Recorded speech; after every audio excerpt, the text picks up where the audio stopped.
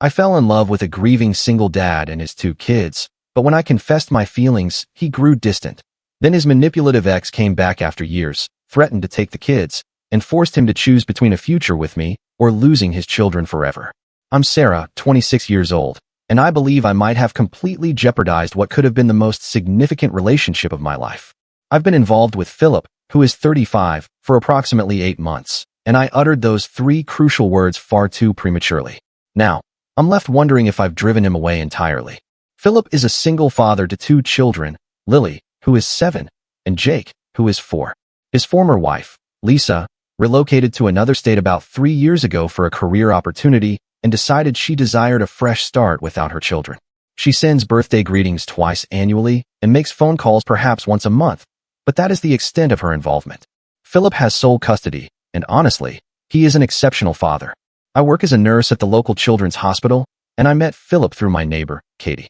She is acquainted with his sister and believed we would connect well.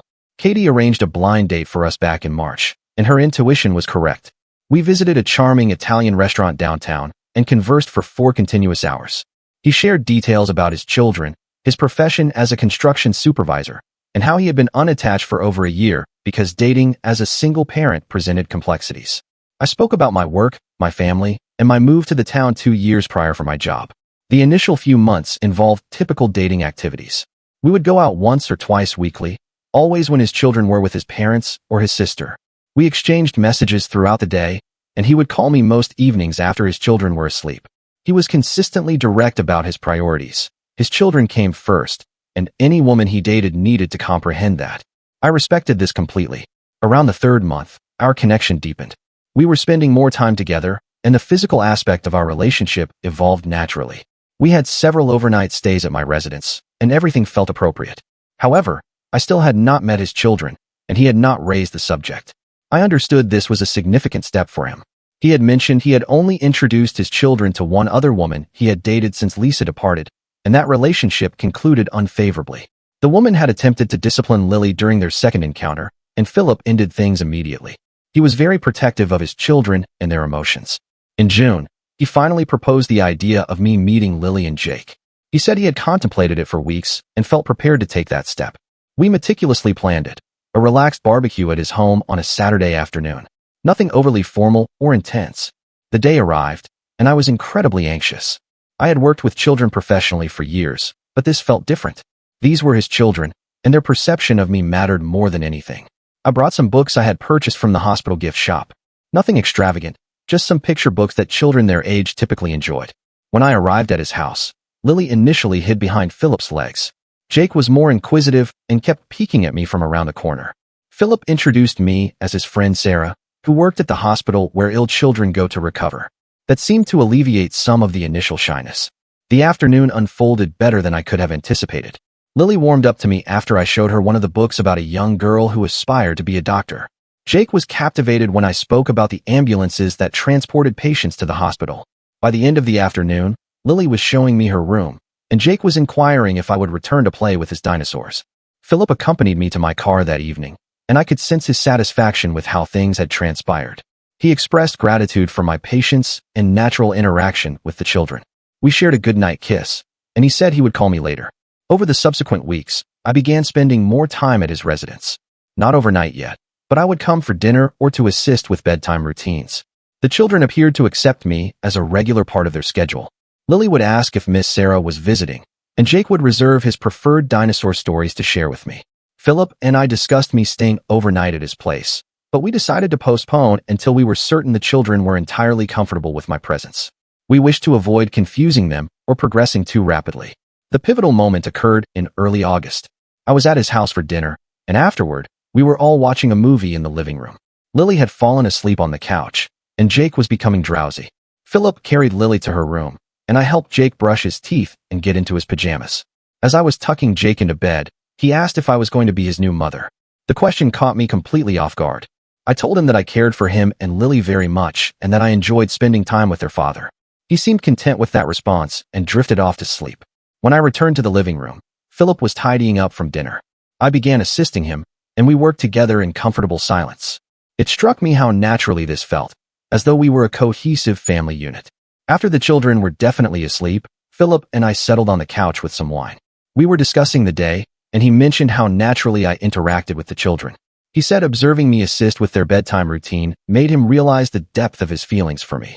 One thing led to another, and we ended up in his bedroom. This was our first intimate encounter at his house, and something about being in his personal space, surrounded by reminders of his life with his children, made everything feel more profound and significant. Afterward, we were lying in bed, conversing softly. He was recounting Jake's question and how he had handled similar situations previously. The conversation was deep and personal, and I felt closer to him than I had ever felt to anyone. That is when it happened. We were nestled together, and he was gently running his fingers through my hair. He said something about how much the evening had meant to him, and without thinking, I whispered that I loved him. The words escaped before I could stop them. The room became completely silent. Philip ceased playing with my hair, and I could feel his body subtly tense. I immediately began to panic internally, but I attempted to maintain an outward calm. He remained silent for what felt like an eternity. Finally, he kissed the top of my head and said that I was special to him as well. Then, he drew me closer, and we drifted off to sleep. I awoke the next morning feeling utterly mortified. He was already awake, preparing breakfast for the children, and when I came downstairs, he was cordial and friendly, but not quite the same as the previous night. I assisted with breakfast and played with the children for a while, but I could sense a shift. Since then, things have been different. He still texts me regularly, and we still see each other, but there is an underlying tension that was absent before. He has not mentioned that night, nor have I. We have been intimate since then, but he appears more reserved. The children still seem pleased to see me, and Philip remains affectionate, but I can tell he is holding back. I constantly retrace that night in my mind, wondering if I should have remained silent. I have considered bringing it up and perhaps explaining that I did not intend to pressure him, but I worry that will exacerbate the situation. Simultaneously, this uncertainty is consuming me. Philip has endured a great deal with his former wife's departure, and I know he is likely cautious about making significant emotional commitments, but I cannot help but wonder if I have ruined something truly wonderful by being too candid about my emotions. I have never encountered this situation before. In other relationships, feelings either developed mutually or not at all. This is the first time I have been the one to express it first, and certainly the first time I have said it to someone with children. Part of me desires to simply pretend it never happened and observe if things revert to normal, but another part believes that would be unfair to both of us. If he is not prepared for that level of commitment, perhaps I need to know now before I become even more invested. I am also concerned about the children. They have grown fond of me, and I have grown fond of them. If this relationship ends because I could not control my feelings, I will lose not only Philip but also Lily and Jake, who have become such an important part of my life. Has anyone else experienced a similar dilemma? How do you navigate expressing "I love you" too soon, particularly when children are involved? Should I address it directly or simply let it unfold? I genuinely care about this man and his family, and I do not wish to lose them due to my poor timing. Update 1. Well, I thought I would provide an update on what has transpired since my last post. Events have taken an unexpected turn, and I am honestly unsure how to process everything. For the first week after I posted, things largely continued as before. Philip and I were still seeing each other regularly, but that awkward tension I mentioned was definitely present. He was choosing his words carefully, and I was overthinking every utterance or silence. Then his sister, Jenny, contacted me directly, which was quite unusual. She had been cordial whenever we encountered each other at family gatherings, but we had never had a private conversation. She asked if I wanted to meet for coffee, and something in her tone suggested this was not merely a casual social call. We met at a coffee shop downtown, and Jenny immediately addressed the matter. She stated that Philip had been behaving strangely recently, and she wanted to know if something had occurred between us. I was candid with her about expressing my love and his reaction. I reasoned that if anyone would comprehend Philip's perspective, it would be his sister. Jenny's response surprised me. She actually chuckled and said she had been wondering when one of us would say it first. She informed me that Philip had been speaking about me incessantly for months, and that she had never witnessed him so content since Lisa departed. She said the children adored me and that Philip's parents were already planning to include me in their Christmas card photograph. This confused me even further. If everyone believed we were so stable, why had Philip withdrawn after I expressed my love? Jenny elucidated that Philip harbored trust and commitment issues that ran deeper than just Lisa's departure. Apparently, before Lisa moved away, she had told Philip that she loved him and desired to resolve their differences. She had persuaded him to attend couples counseling and had made numerous promises about being a better partner and mother. Philip had believed her and had begun planning their future together. 2 weeks later, Lisa packed her belongings and left. She had been interviewing for jobs in other states the entire time. She was assuring Philip she wanted to mend their marriage. She had exploited his hope to facilitate her exit. Jenny said that Philip had been devastated not only by Lisa's leaving, but by how she had manipulated his emotions right until the end. He had sworn off serious relationships for over a year afterward. And even when he resumed dating, he was exceedingly cautious about emotional commitments. According to Jenny, Philip was deeply enamored with me, but was terrified of being vulnerable again. She believed that when I expressed my love, it triggered all his old fears of being hurt and abandoned. This conversation with Jenny took place on a Friday. That weekend, Philip and I had plans to take the children to the zoo. I was dreading it because I was unsure how to act around him with all this new information. But when Saturday arrived, something was different. Philip appeared more relaxed than he had been in weeks. He was joking with the children, holding my hand as we strolled around the zoo, and generally behaving like his former self. At one point, Lily ran ahead to observe the giraffes, and Jake was napping in his stroller. Philip and I were seated on a bench, and he brought up that night 3 weeks prior. He said he had been contemplating what I had said, and that he was sorry for his reaction. He explained that he cared for me profoundly, but that he had some trust issues he was navigating. He said he did not wish to hurt me by being unable to reciprocate the words yet, but that did not mean he did not feel them. I told him I understood, and that I was not attempting to pressure him. I said I was willing to be patient while he worked through his feelings. We had a very productive conversation, and I believe we were back on track. The remainder of the zoo trip was wonderful, and that evening after the children went to bed, we were intimate again. It felt as though the closeness we had shared before was returning. But then something occurred that completely caught me off guard. The following Tuesday, I was at work when I received a text from Philip asking if I could come over that evening. He said he needed to discuss something important with me. The tone of the message immediately made me uneasy. When I arrived at his house, the children were at his parents' residence for the night. Philip was pacing the living room, and I could tell he was agitated about something. He had me sit down and informed me that Lisa had called him the previous night. She had been offered a promotion at her job, but it necessitated her relocating again, this time to a city only 2 hours away from where we resided. She wanted to discuss the possibility of sharing custody of the children. Philip said that Lisa had been inquiring about his personal life and whether he was seeing anyone seriously.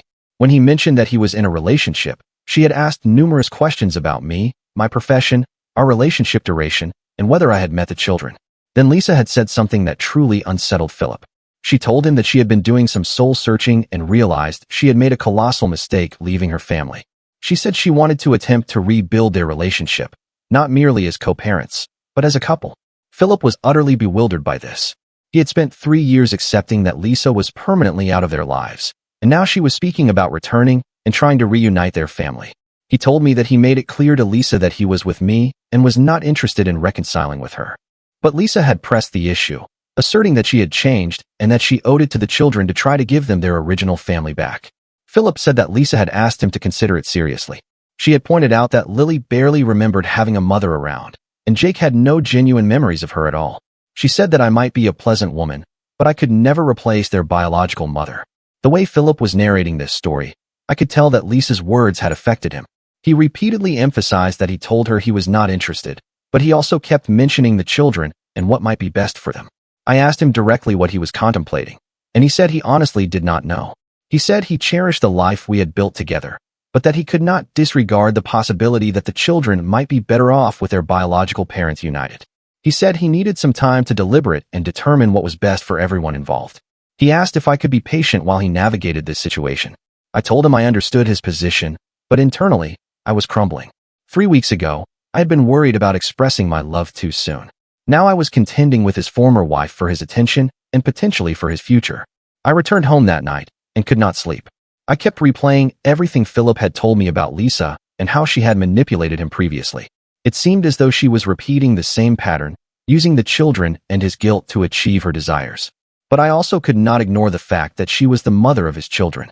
If she truly had changed and wished to be part of their lives again, perhaps that would be best for Lily and Jake. The next few days were agonizing. Philip texted me a few times, but our conversations were strained and awkward. He was clearly grappling with this decision, and I was attempting to be supportive while also safeguarding myself emotionally. On Friday, he called and asked if I wanted to come over for dinner. He said the children had been asking about me, and he thought it would be beneficial for all of us to spend time together. When I arrived at his house, Lily ran up to me and embraced me tightly. She said she had missed me and inquired about my whereabouts. Jake showed me a new dinosaur book he had acquired, and we spent the evening reading together. After the children went to bed, Philip and I sat on the couch, but neither of us knew what to say. Finally, he informed me that Lisa was planning to visit the following weekend to see the children. He said it would be their first in-person encounter with her in over a year. He asked if I could stay away that weekend so that the children could concentrate on reconnecting with their mother. I agreed, but it stung. I felt as though I was being marginalized so that Lisa could effortlessly re-enter their lives. As I was leaving that night, Philip kissed me goodbye, but it felt different. It felt as though he was already withdrawing, preparing himself for the possibility of a different future. I spent the weekend at my apartment, consumed with anxiety, wondering what was unfolding at Philip's house. I kept envisioning Lisa playing with the children, assisting with bedtime routines, and performing all the activities that had become part of my routine with them. On Sunday evening, Philip called. He sounded exhausted. He said Lisa's visit had progressed well from the children's perspective. They had been excited to see her and had enjoyed her presence. But he said that he had realized during the visit that he no longer felt anything romantic for her. He said that observing Lisa with the children had reminded him of all the reasons their relationship had failed.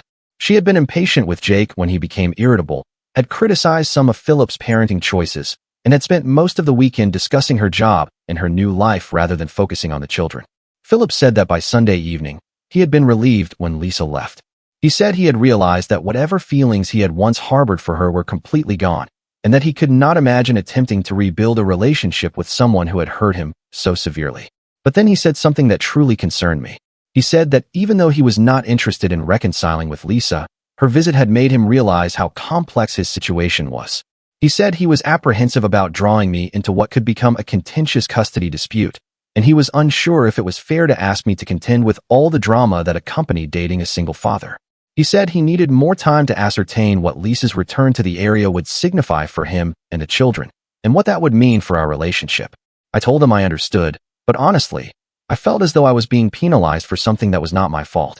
I had been patient and supportive, and now I was being pushed away because his former wife had decided to complicate their lives again. We concluded the call with plans to speak again in a few days, but I have no idea what will transpire. I feel as though I am in a state of uncertainty, awaiting Philip's decision on whether he wishes to fight for our relationship or whether he will allow Lisa's return to derail everything we had established together. I am attempting to remain optimistic, but I am also trying to brace myself for the possibility that this might be the conclusion of our relationship. The ambiguity is agonizing, and I do not know how much longer I can endure being in this position. Update 2. I have been postponing writing this update because, frankly, I am still processing everything that has transpired. The situation with Philip and Lisa has become far more intricate than I ever imagined possible. After my last update, Philip and I persisted in that strange state of limbo for approximately 2 weeks. We would text occasionally, but we were not seeing each other regularly. He stated he required space to resolve matters with Lisa and the custody situation, and I was attempting to respect that while also safeguarding my own mental well-being. Then Lisa formalized her move to the city. She located an apartment about 20 minutes from Philip's house and began advocating for a formal custody arrangement. She desired the children every other weekend and one evening during the week for dinner. Philip was conflicted about this. On one hand, he believed the children deserved to have their mother in their lives if she was genuinely committed to being present. On the other hand, he was concerned about the impact on their routine and stability. He decided to proceed cautiously. Lisa would take the children for Saturday afternoon visits, and if those went well, they would gradually increase the time. During this period, Philip and I barely saw each other. He said he wished to observe how the children adjusted to Lisa's presence before reintroducing me into the picture. I understood his rationale, but it pained me to be essentially removed from their lives after becoming such a significant part of their routine. 3 weeks into Lisa's new arrangement, Philip called me late one evening. He sounded distressed, and I could tell something had occurred. He informed me that Lisa had picked up the children that afternoon for what was supposed to be a trip to the park and ice cream. She was supposed to have them back by 6 o'clock for dinner. When 7 o'clock passed without any communication from her, Philip began calling and texting. Lisa finally responded around 8:30, stating that she had decided to take the children to dinner and a movie and that she would have them back by 10 o'clock. Philip was enraged.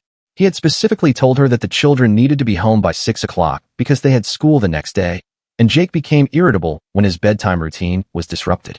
When Lisa finally brought the children home, they were overtired and overstimulated. Jake was crying, and Lily was acting out. It took Philip over an hour to calm them down and prepare them for bed. He confronted Lisa about disregarding the time limits they had agreed upon, and she became defensive. She asserted that as their mother, she should have some flexibility in how she spent time with her own children. She accused Philip of being controlling and attempting to prevent her from building a relationship with the children. The argument escalated, and Lisa ended up leaving in anger. She texted Philip later that night saying that she believed they needed to involve lawyers to establish a more formal custody arrangement because she was not going to be micromanaged by him. Philip was stressed and exhausted by this confrontation. He said that dealing with Lisa was rekindling all the old feelings of frustration and helplessness he had experienced when they were married.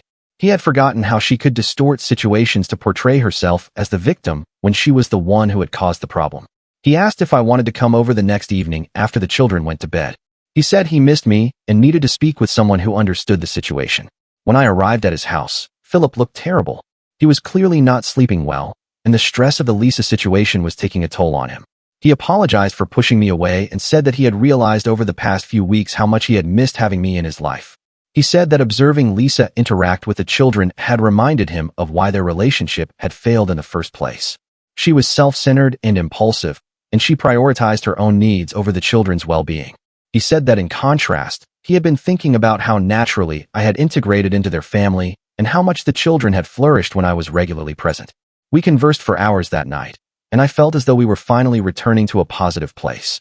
Philip said he wished to resume seeing each other regularly, but he was concerned about Lisa's reaction if she discovered he was in a serious relationship.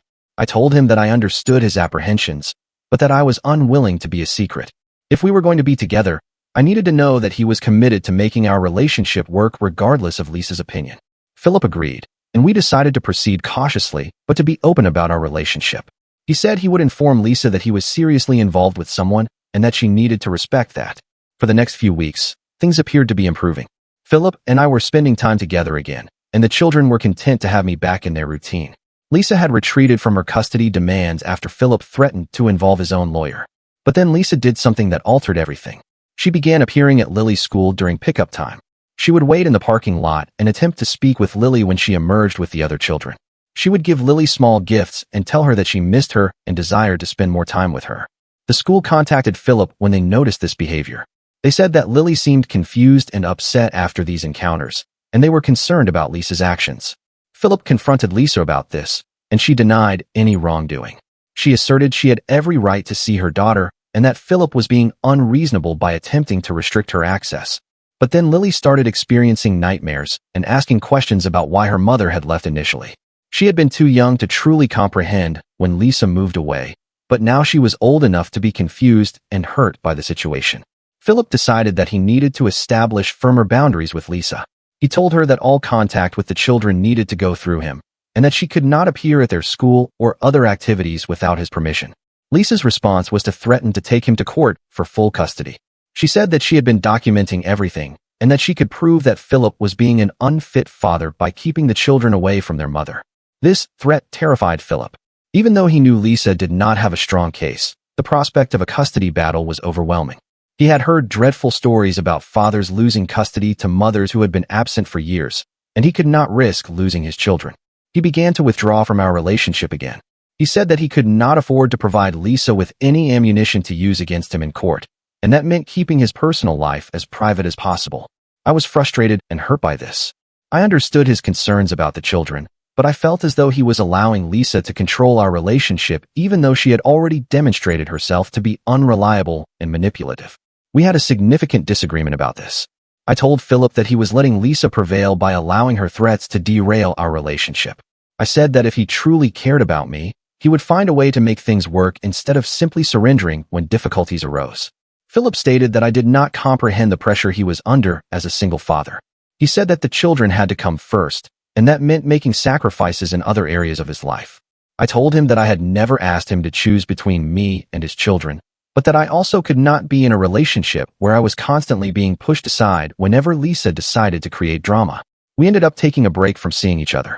Philip said he needed to concentrate on handling Lisa's situation, and I said I needed to determine whether I could manage being with someone whose former wife wielded so much power over our relationship. That was 3 weeks ago. Since then, Philip and I have barely communicated. I have heard through Jenny that Lisa has backed off on the custody threats, but that she is still attempting to insert herself into the children's lives in inappropriate ways. I miss Philip and the children terribly, but I am also angered by how this entire situation has been managed. I feel as though I have been strung along for months, and I am weary of being treated as a secondary priority. I keep vacillating between reaching out to Philip or simply accepting that this relationship will not succeed. Part of me believes that if he genuinely desired to be with me, he would find a way to make it happen. But another part of me understands that his situation is genuinely complex and that he is trying to protect his children. I do not know what the correct course of action is. I love Philip and I love Lily and Jake, but I am unsure if I can endure being in a relationship where I am constantly treading carefully because of what his former wife might do. I am allowing myself until the end of the month to decide whether to try to resolve things with Philip or to move on completely. I cannot continue living in this state of uncertainty indefinitely. Update 3. I was not planning to write another update, but several individuals have messaged me inquiring about what transpired, so I felt I owed you all a conclusion to this narrative. The concise version is that Philip and I are no longer together. And honestly, I am relieved about that now, even though it was devastating at the time. After my last update, I spent a considerable amount of time contemplating what I truly desired from a relationship and whether I could handle the complications that accompanied dating Philip. I realized that while I loved him and the children, I deserved to be with someone who would not consistently push me away when difficulties arose. I decided to contact Philip one more time to see if we could resolve matters. I called him and asked if we could meet to talk. He agreed, and we met for coffee at a neutral location. I was candid with him about my feelings. I told him that I understood his situation was complex, but that I could not be in a relationship where I was constantly being marginalized whenever Lisa created drama. I said that I needed to know that he was committed to making our relationship work regardless of what challenges emerged. Philip listened attentively to everything I had to say, and then he told me something that truly surprised me. He said that over the past few weeks, he had been reflecting on our relationship and had realized that he was not prepared to be in a serious relationship with anyone. He said that dealing with Lisa's return had made him realize that he still had many unresolved issues from their marriage and divorce. He said that he had been using our relationship as a means to avoid confronting those issues, but that was not fair to me or to himself. He also said that he had been considering what was best for the children, and he had realized that introducing someone new into their lives permanently needed to be a decision he made when he was emotionally ready, not merely because he was lonely or desired companionship. I appreciated his honesty, but I was also hurt that it had taken him this long to ascertain that. I told him that I wished he had been able to recognize these things earlier before we had both become so invested in the relationship. We conversed for about an hour, and by the end of the conversation, we had both agreed that it was best to end things. Philip said he cared for me deeply and that he hoped we could remain friends, but that he needed to concentrate on himself and his children for the foreseeable future. I told him that I required some time and space before I could consider a friendship, and he understood. The most difficult part was bidding farewell to Lily and Jake.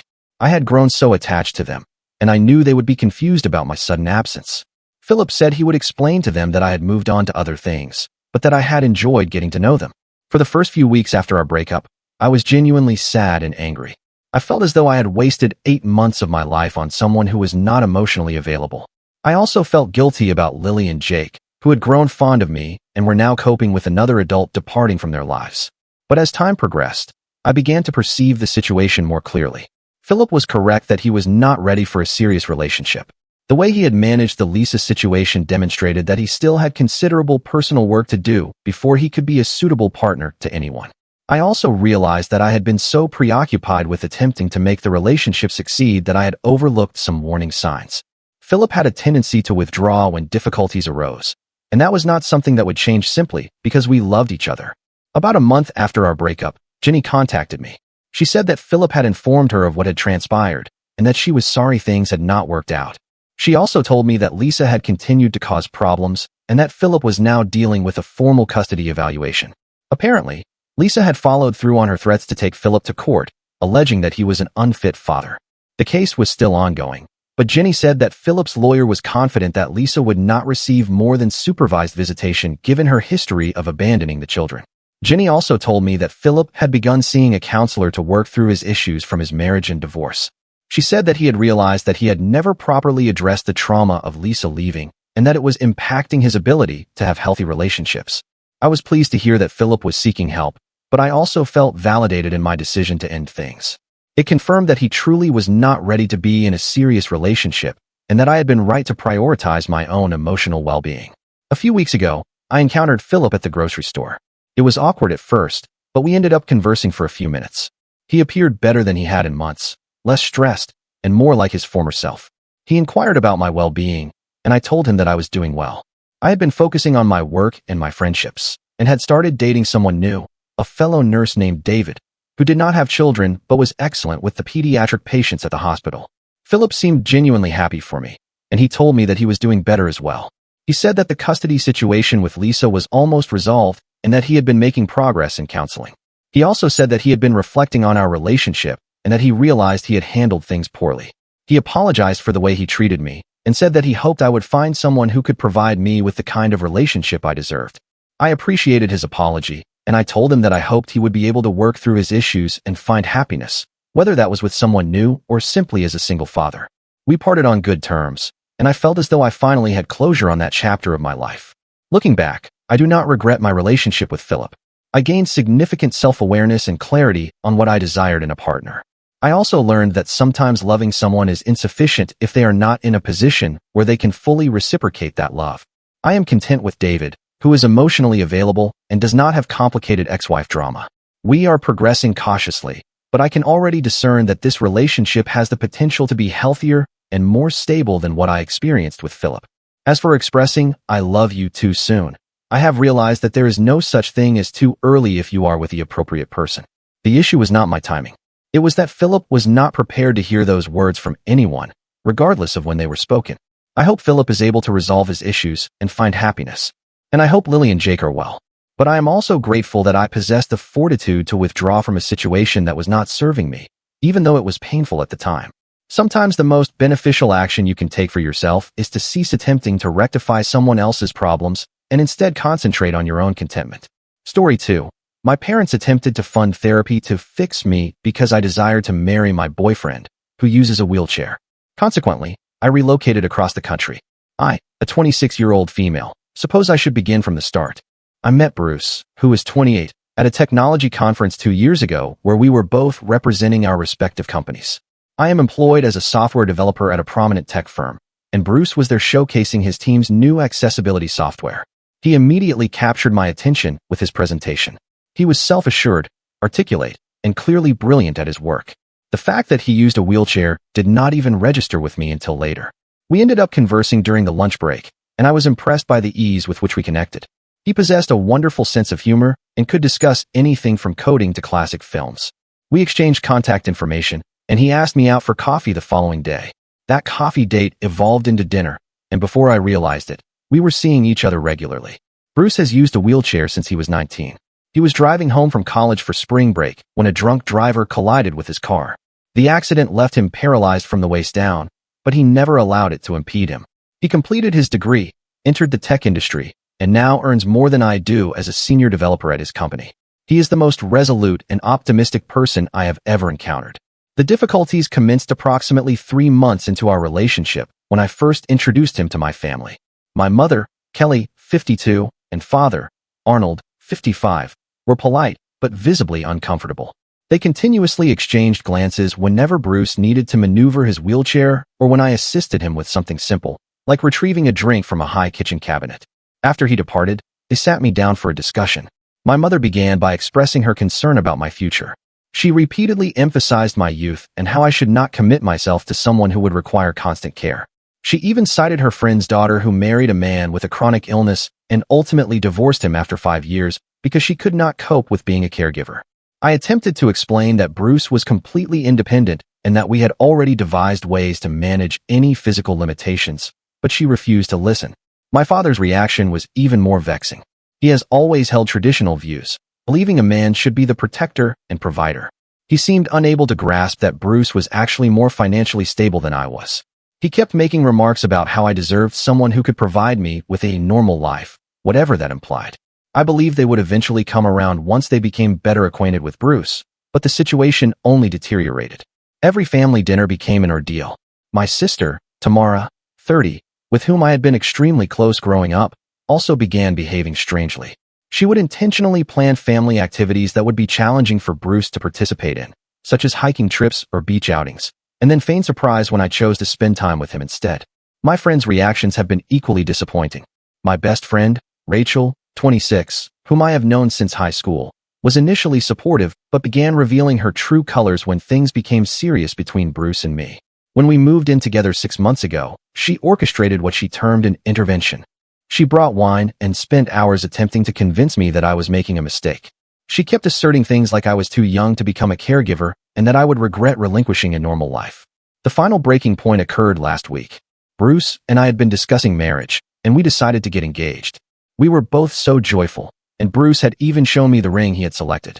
Before he could officially propose, I decided to inform my parents, thinking perhaps the permanence of marriage would finally lead them to accept our relationship.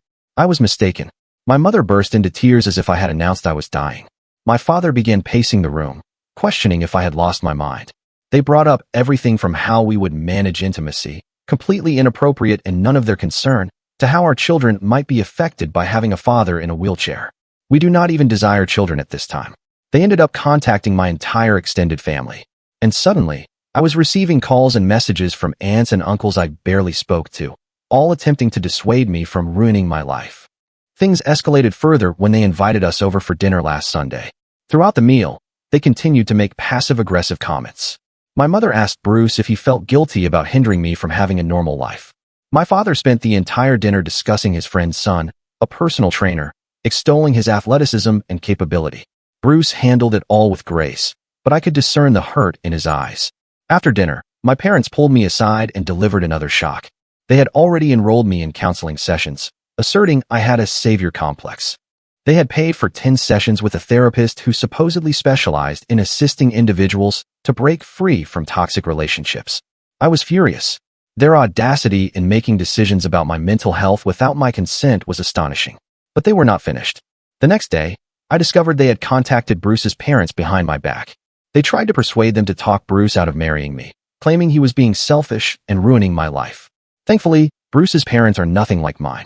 They have been supportive of our relationship from day one and immediately informed us about my parents' attempt to interfere. Bruce is now suggesting I take some time to consider what I am entering into. Not because he doubts our relationship, but because he detests witnessing the stress this is causing me. But I do not need time to think. I know what I want. I want to be with him. He is the most caring, supportive, and loving partner I could ever ask for. Yes, there are some things we must approach differently, but we have discovered what works for us. I feel as though I am being compelled to choose between the man I love and my entire support system. My family has always been close-knit, and the thought of severing ties with them terrifies me. But I can no longer tolerate watching them disrespect Bruce and our relationship. Has anyone dealt with a similar situation? How do I make them understand that this is my decision and they need to respect it? Update 1. I honestly never believed things could worsen, but they did. After my last post, I spent some time attempting to maintain peace with my family while remaining steadfast about my relationship with Bruce. I agreed to have lunch with my cousin Beth last weekend, thinking she might be more understanding since she had always been the reasonable one in the family. That lunch changed everything. Beth appeared nervous throughout our meal, barely touching her food and constantly checking her phone. Finally, she broke down and told me she could no longer remain silent. She pulled out her phone and showed me something that chilled me to the bone. A private Facebook group titled Concern for Katie, that is me, with over 30 members, managed by my own mother. The group had been active for months, precisely around the time Bruce and I moved in together. My mother was the administrator, and the members included my sister Tamara, Rachel, several of my other friends, some extended family members, and even a few of my mother's acquaintances whom I barely knew. They were all there discussing my relationship as if it were some sort of crisis requiring intervention. I spent the entire night reading through the posts Beth had screenshotted for me. Rachel, whom I considered my best friend, had been one of the most active participants. She had been meticulously documenting every single challenge or inconvenience she observed in my relationship with Bruce. She wrote about how we had to depart her birthday dinner early because the restaurant's wheelchair ramp was broken. She mentioned the time Bruce required my assistance reaching a book from the top shelf at Barnes & Noble. She even wrote about how I helped Bruce transfer from his wheelchair to the car when we went to the beach, describing it as proof that I was already transforming into a caregiver. My sister Tamara had been sharing links to articles about failed relationships with disabled partners. She found forum posts from individuals who had divorced their disabled spouses, emphasizing all the complaints and struggles they mentioned. She even initiated a thread soliciting similar stories they knew of, attempting to build a case against my relationship. But the most shocking aspect was their plans for my upcoming birthday. They had been organizing what they called an intervention. My mother had discovered a woman named Sandra through an online support group. Sandra had divorced her husband 3 years after he became wheelchair-bound following an accident. They were planning to have her speak at my birthday party along with several other individuals who had ended relationships with disabled partners. They had an entire script prepared, with each person taking turns to share harrowing stories about how difficult their lives had become. The details were meticulously planned. They were going to surprise me at what I believed would be my birthday dinner. Rachel had reserved a private room at my favorite restaurant, claiming it was merely for a small celebration. They had even planned seating arrangements, with Bruce strategically placed far from me so others could capture my attention. They had contingency plans in case I attempted to leave, including having my father block the exit. When I confronted my mother about this, her response sickened me. She began weeping, asserting they were doing all this because they loved me too much to witness me squandering my life. She actually attempted to defend the Facebook group, claiming it was a support group for individuals who cared about my well-being. When I asked her how she could do this to me, she said she was simply being a good mother by trying to save me from making the biggest mistake of my life. My sister was even worse. She said finding all those divorce stories and negative experiences was proof of the extensive research she had conducted to help me comprehend what I was getting into. She acted as though she deserved commendation for investing so much effort into attempting to dismantle my relationship. She even had the audacity to suggest that one day I would thank them for trying to prevent me from ruining my life. Rachel still has not apologized. When I challenged her, she doubled down and insisted everything she wrote in the group was true. She said she had been documenting those moments because she knew I was too blinded by love to perceive how challenging my life had become. She actually stated that observing me assist Bruce with simple tasks broke her heart, as if I were some kind of martyr sacrificing my life for him. I showed everything to Bruce last night. He was hurt, but not surprised. He told me he had always sensed that my friends and family were merely tolerating him, awaiting my realization that I was making a mistake. He admitted that he noticed how Rachel would observe us whenever he needed any assistance, but he had tried to ignore it for my sake. It breaks my heart that he had to endure these people and their judgment all this time. I still feel unwell every time I contemplate all those individuals in that group discussing my private life and devising ways to manipulate me. These were people I trusted. People who were supposed to be happy for me finding someone who loves me. Instead, they were treating me as though I were in some cult that required rescuing. I have blocked most of them now, but I continue to discover new individuals who were involved in this scheme. It feels as though my entire support system was counterfeit. I showed everything to Bruce. He was hurt, but not surprised. He told me he had always sensed that my friends and family were merely tolerating him, awaiting my return to my senses. It breaks my heart that he had to contend with this feeling all along. Update 2. After discovering that Facebook group, I needed distance from everyone involved. I blocked my family members on all social media platforms and informed them I required time to process everything. I removed all my belongings from my parents' house, including my childhood possessions that I had been storing there. Bruce helped me locate a storage unit for everything, and simply having those physical items away from my parents' house made me feel somewhat better. I believe things would quiet down during this break, but life had other plans. Last week, I received an unexpected call from James, Rachel's husband. He sounded anxious and said he needed to meet me in person to disclose something important. I was hesitant at first, thinking this might be another intervention attempt, but he insisted it was not and asked to meet at a coffee shop near my office. What James revealed made my stomach churn. Apparently, the Facebook group was not solely for venting and planning the birthday intervention. It was also being utilized to coordinate an elaborate scheme to dismantle my relationship. Remember Tamara's co-worker whom she tried to set me up with? His name is Mike. And it turns out my mother had made a deal with him. If he could successfully break up my relationship with Bruce, my father would not only offer him a job at his company, but also fast-track him to a management position. James showed me screenshots of private messages between Rachel and my mother discussing this plan. They had mapped out places I frequently visit. My favorite coffee shop, the grocery store where I shop, even the park where I sometimes take lunch breaks. The plan was for Mike to engineer casual encounters at these locations. Rachel had even told him what coffee I typically order, so he could feign having the same taste. The messages indicated they had been orchestrating these accidental meetings for weeks. Mike was supposed to gradually build a friendship with me, demonstrate how effortless life could be with an able-bodied man, and make me question my relationship with Bruce. They had even planned scenarios where Mike would assist me with tasks requiring physical strength, attempting to underscore what they perceived as Bruce's limitations. But what truly affected me was learning that Rachel had been recording our phone conversations. All those times I called her to express frustrations about normal relationship matters, such as when Bruce and I disagreed about which apartment to rent, or when we had a minor argument about holiday plans, she was recording everything. They were planning to edit these recordings to use during their intervention, making it sound as though I was unhappy in my relationship. James told me he discovered all this when he overheard Rachel on the phone with my mother discussing how to edit one of these recordings. He had been feeling guilty about remaining silent and decided to tell me everything after witnessing how distressed I was about the Facebook group. When I asked James why Rachel would go to such lengths, he disclosed something else. Apparently, Rachel had confided in him that she was envious of my relationship with Bruce. Despite his wheelchair, Bruce had a superior job, earned more money, and was more attentive than most able-bodied men she knew. She could not comprehend how I had found such a wonderful partner in someone she considered disabled while she was struggling in her own marriage. I sat there in that coffee shop, feeling numb as James presented more and more evidence of their manipulation. The level of betrayal was overwhelming. These were not merely individuals disapproving of my relationship. They were actively working to destroy it through calculated, manipulative schemes. After meeting with James, I went directly to Bruce's office and recounted everything. We spent hours discussing it, and he suggested that perhaps we should consider relocating to Seattle where his company has another office. At first, I was resistant to the notion of abandoning everything. My job, my friends, the few genuine ones I had left, the city where I grew up. But now, after learning about the extent of their manipulation, I am seriously contemplating it. The degree of manipulation and betrayal is overwhelming. These individuals were not merely disapproving of my relationship. They were actively attempting to sabotage it. Bruce suggested that perhaps we should move to another city where his company has an office. At first, I was resistant to the idea of leaving everything behind, but now I am seriously considering it. Update 3. I am writing this final update from our new apartment in Seattle, and for the first time in months, I feel as though I can truly breathe again. The relocation occurred more swiftly than we anticipated. Bruce's company was incredibly supportive.